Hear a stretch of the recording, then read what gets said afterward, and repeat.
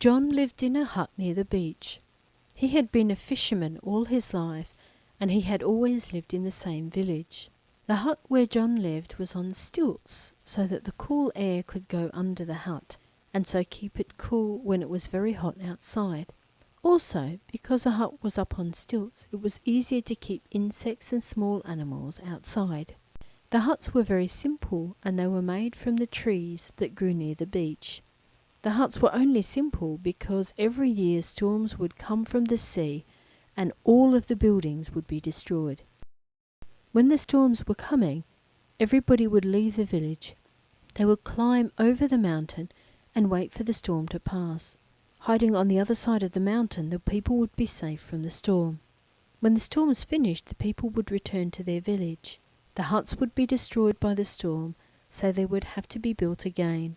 John always wondered why the trees were never destroyed, but the huts were always smashed to pieces.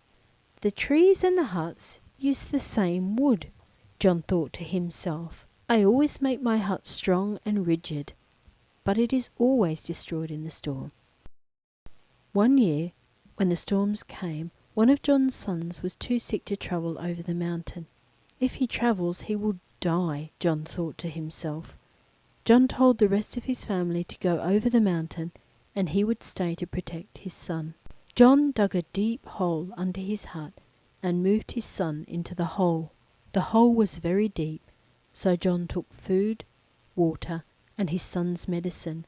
They could wait a long time until the storm finished.